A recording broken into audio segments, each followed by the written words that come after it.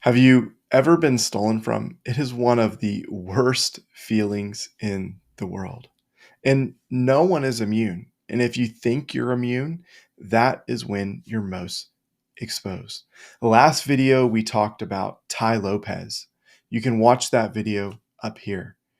And while that situation may have seemed obvious, I've heard of so many other stories that were not as obvious.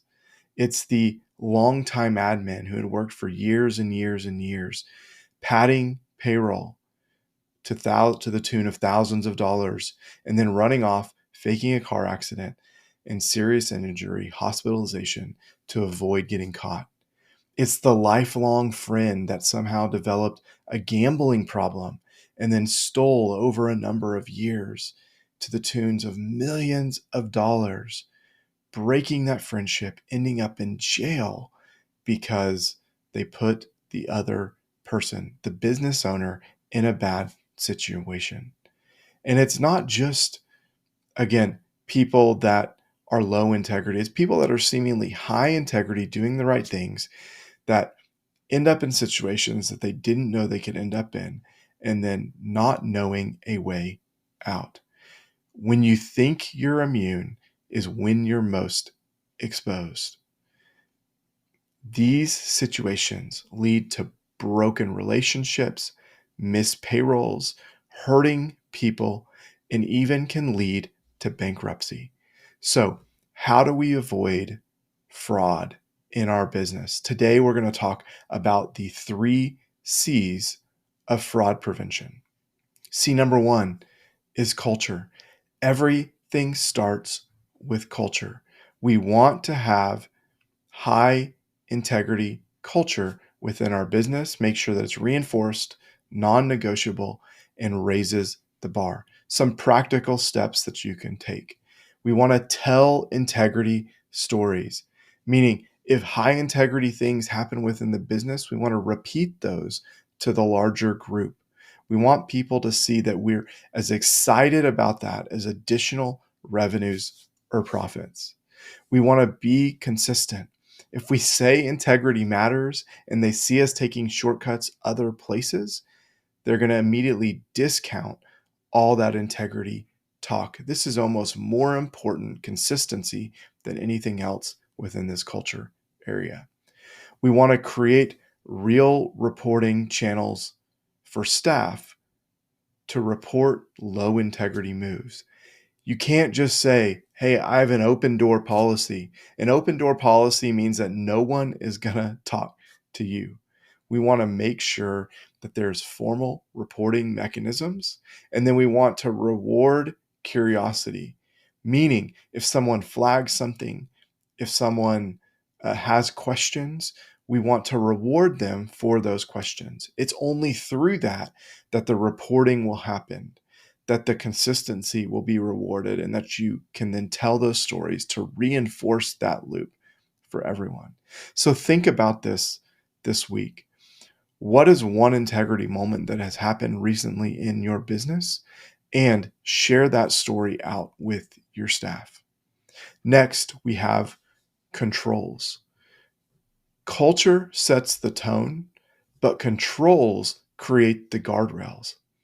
I think everyone is susceptible to falling prey to making these sort of mistakes. I don't even view myself as above that. I think the stories I mentioned at the first are perfect examples. A high integrity person creating another bank account, stealing some money. A longtime assistant getting in some financial trouble and stealing thousands. Someone with a gambling problem that first started with enjoying gambling. None of those started out as this big mastermind cooking up the scheme. They all found themselves in a position and with access. So controls, even when people get themselves in these positions, controls stop them from being able to make that same mistake.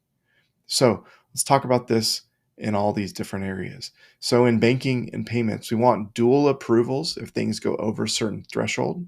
We want to only give staff members view access if they don't need to go in and edit. So if they're only approving, they can only have view access.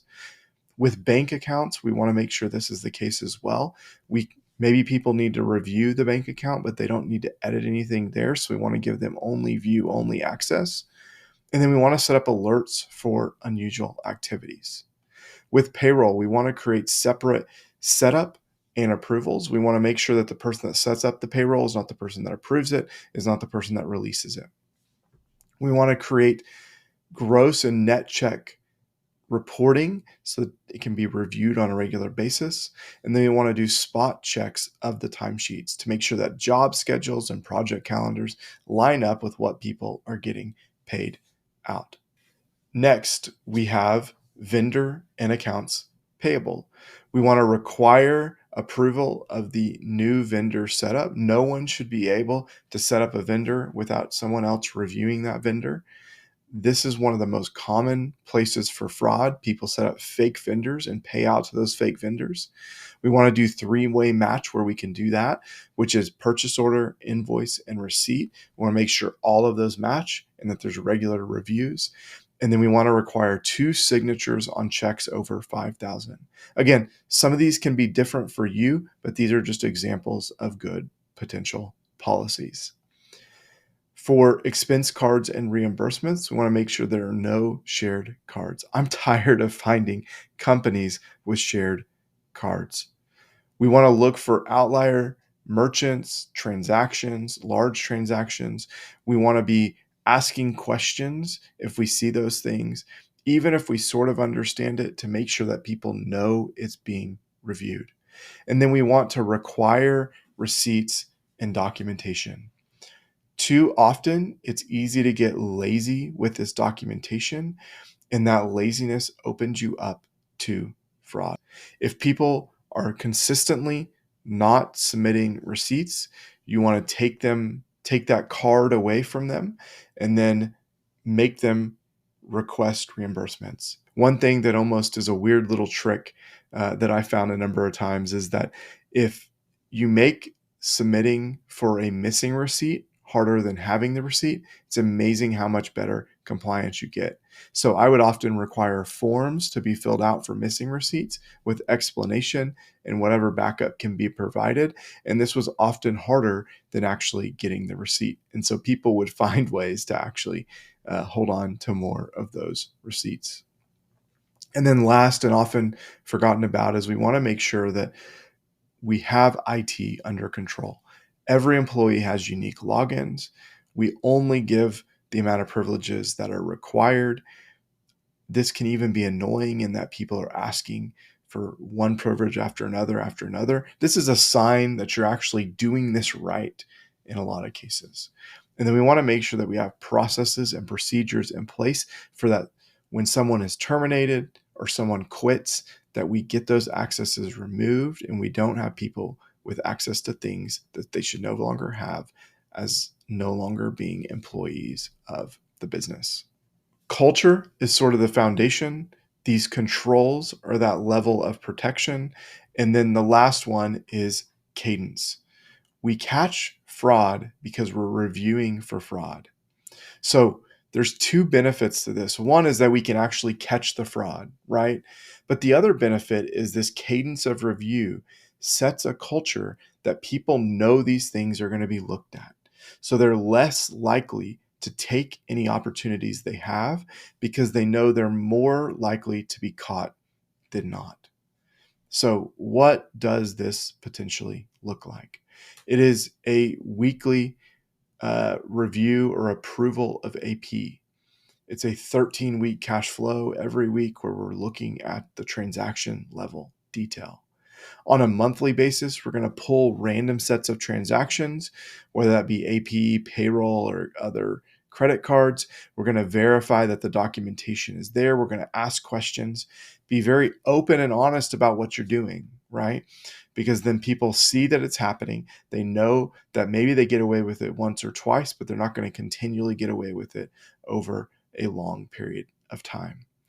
Then when we zoom out to kind of quarterly or maybe even slightly less than quarterly, we do surprise audits where we review or focus on one area. So we go sit with payroll, we go sit with AP, we watch the process all the way through and see what opportunities are being provided to people and how can we protect against those in the future.